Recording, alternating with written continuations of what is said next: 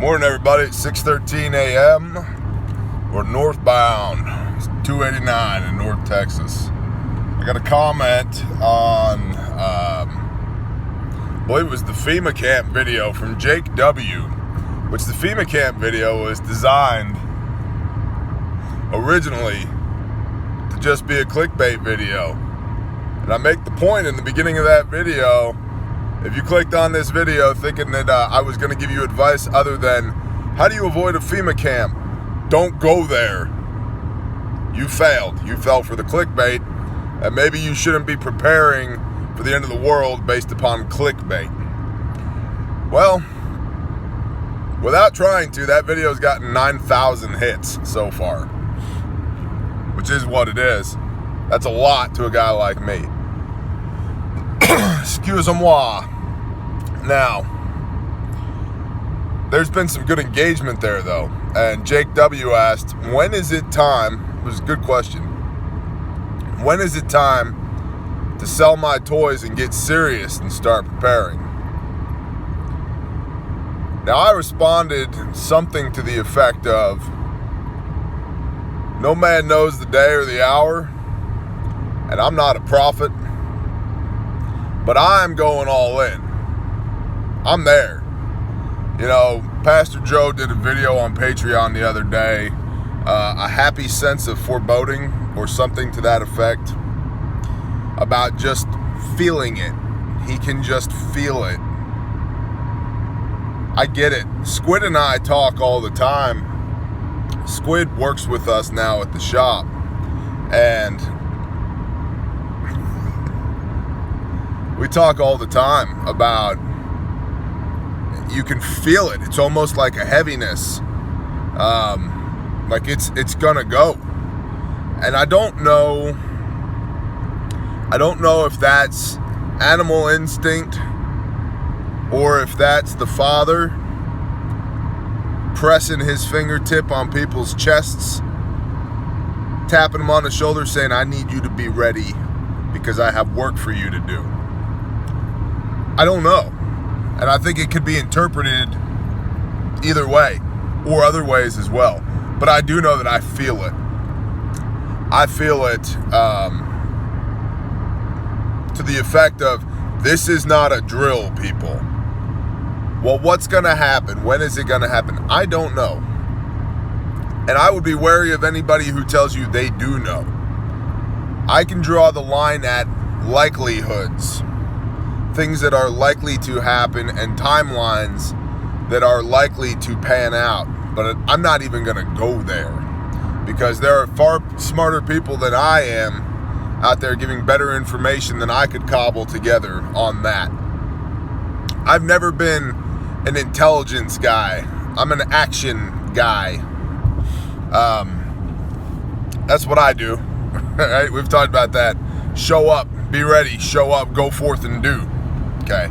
Well, you need good intel to act on. So I'm not your good intel guy. There are far better people than that. Tell you what, you want to get motivated about planting a garden? Go watch the Ice Age Farmer. Just go watch the Ice Age Farmer. I am swinging into all-in mode.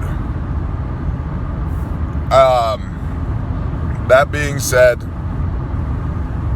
the world as we know it may not end in our lifetimes. I, for whatever reason, feel like it's going to happen in my lifetime. And I literally pray that it happens. If it's going to happen, let it happen when I am of an age to do something about it, because I don't want it to be my kid's problem. I want to deal with it now. And so it's something that I can handle so that my kids don't have to take up arms in defense against tyranny. My kids don't have to starve trying to put together a garden to eat out of. You know, I think it's only natural that parents want to shelter their children from hardship, although subjecting them to a bearable amount of hardship is good because it builds character. Not the point of this talk. Anecdotal. But I feel it. Is it time to sell all my toys and get serious? My answer to that question is yes. For me. I would encourage y'all to do the same. But I want you to understand, huge caveat here, I could be wrong. It's a calculated risk that I'm willing to take on behalf of myself and my family. I'm not a financial planner. If I was a financial planner, you think I'd be driving around in a 20-year-old F-250? Wearing a Carhartt work shirt? Yeah, probably not. You know what, though? I think those guys are in for a rude awakening, though. I think a lot of those white-collar jobs are going to go away. I think financial planning is going to look a lot more like crop planning, food storage planning. I think the nature of finances are going to change. And there's a concept that I've alluded to here, and that really I'm just trying to flesh out my ideas on it before I bring it to y'all. But I want you to meditate on this concept, the militant farmer. The militant farmer is where I think we are headed. And just my understanding of history, I don't see how it can be anything but that. But I believe that's where we're headed. So should I sell all my toys and get serious? I am. I'm not going to touch my savings, but I am going to pare down anything that I don't need in my life, turn it into liquid assets, and turn those liquid assets into seeds, food, maybe ammo. And a lot of people will ask, well, what should I buy? How should I do this? I'll give you briefly my opinions on that. The number one thing, if you guys don't know already that I'm going to say a year's worth of food storage, please go back channel and get more familiar with what it is that we do at this channel. This is not the super ultra tactical Muppet Face channel. That's not what this is about. Those guys are going to be fine for a couple of weeks until the resupply truck never shows up. There is no resupply. Foundational concept to this channel, there is no resupply. You are your own resupply. And I submit that you're probably going to need a shovel and a wheelbarrow far more than you're going to need an AR-15 and a plate carrier. Doesn't mean you don't have an AR-15 and a plate carrier, but it does mean that the likelihood of having to use that gear versus your broad axe and your hoe is going to be much lower, I think. Now, if you're in Babylon, that plate carrier might be your best friend because you're going to have to get your ass out of there. So, come out of her, my people, now while you still can. But you should have food.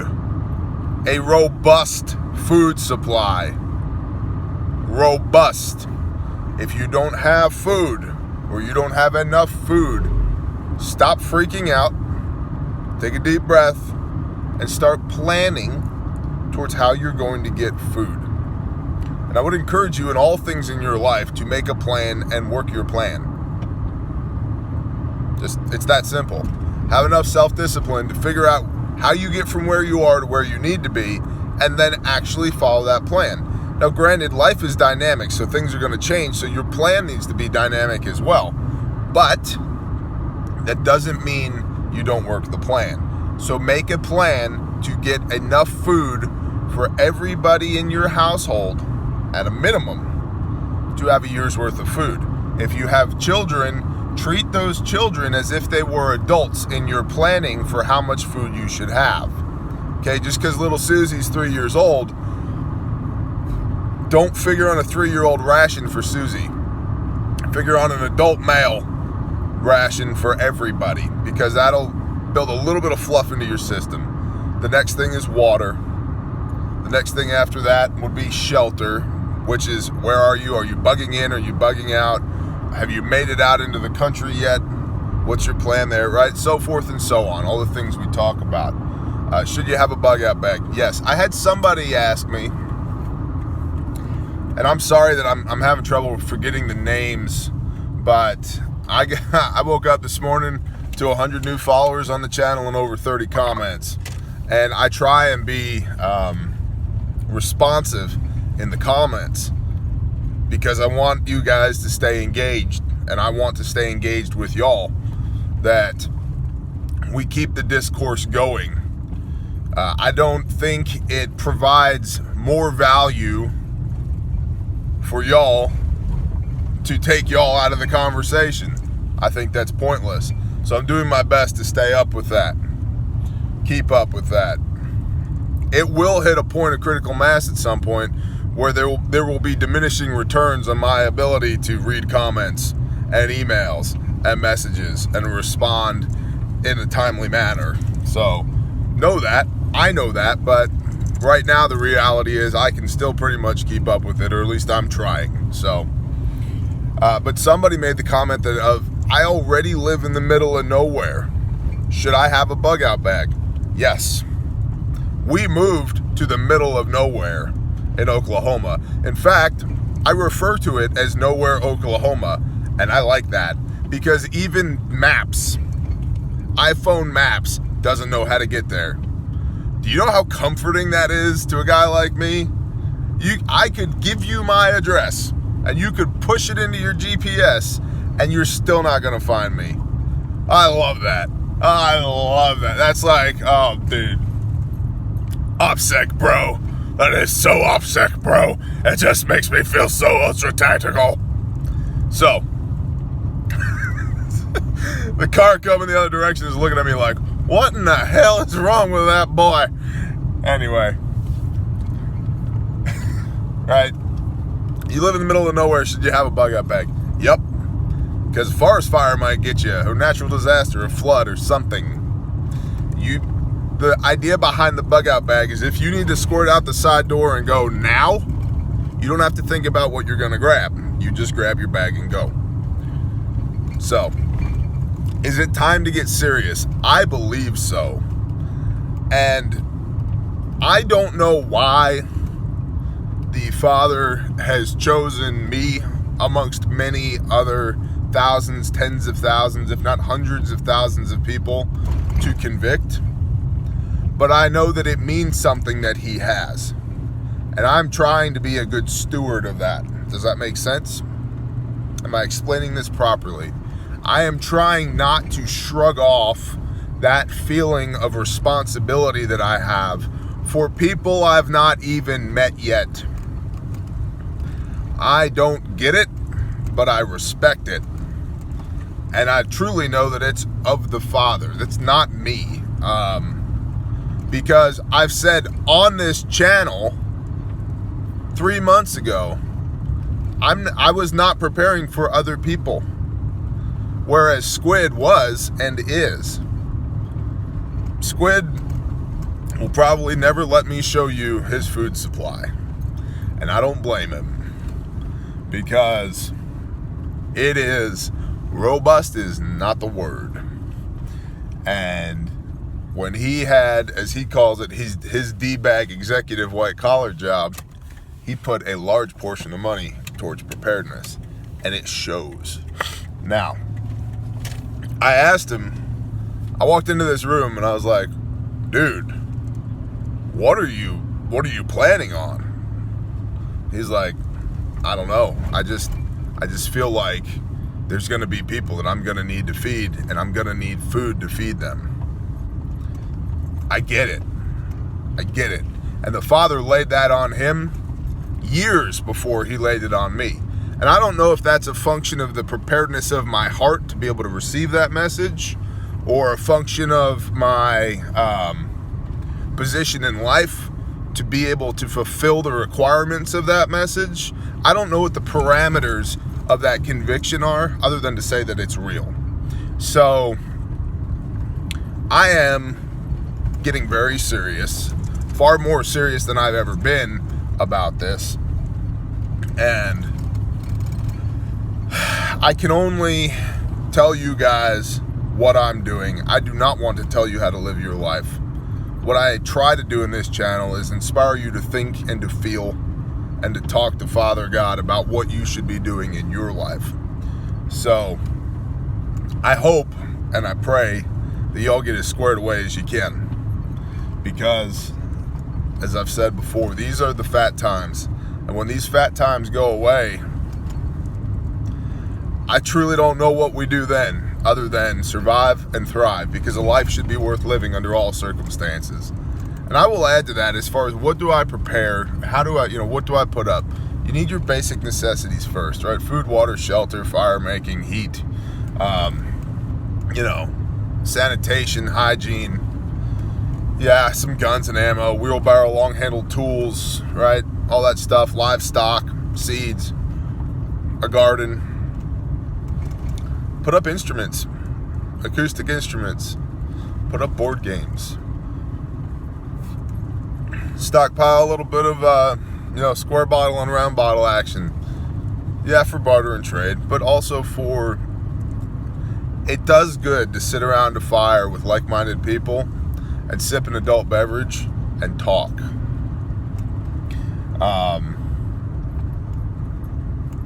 I don't know, there's people that smoke and people that don't. I used to chew tobacco. I don't anymore. I chew this fake snuff that sucks.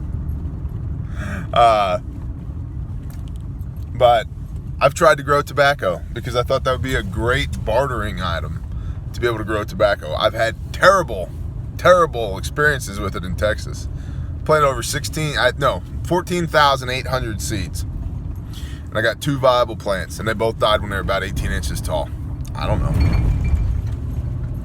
So, I would also look at quality of life things as well. Not just the bare minimum needed to sustain life, because I don't advocate living life at a bare minimum. So get your bare minimum squared away first, and then look at your life in its entirety beyond that and go, well, what do I like to do? I like to play drums and play guitar. Now, I don't think it's, it's tactically advisable to be playing drums that you can hear a half a mile away. But they're also acoustic. They don't run on electricity. Neither does that acoustic guitar. So, it's nice to have an acoustic guitar. We sit around the fire, hold hands, play Kumbaya, Or, she'll be coming round the mountain when she comes. All right, maybe get a banjo. That'd be badass. Get a banjo and learn how to play the banjo. Somebody get a jug. We'll get some spoons. It'd be awesome, right?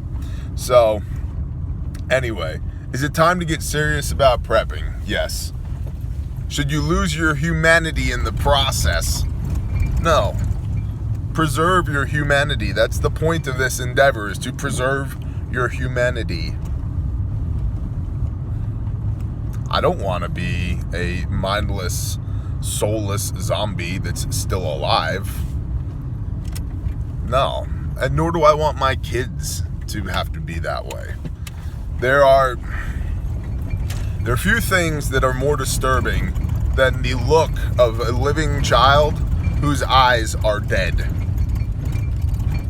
And I don't ever want to see my kids like that, nor my friends' kids. So, get serious.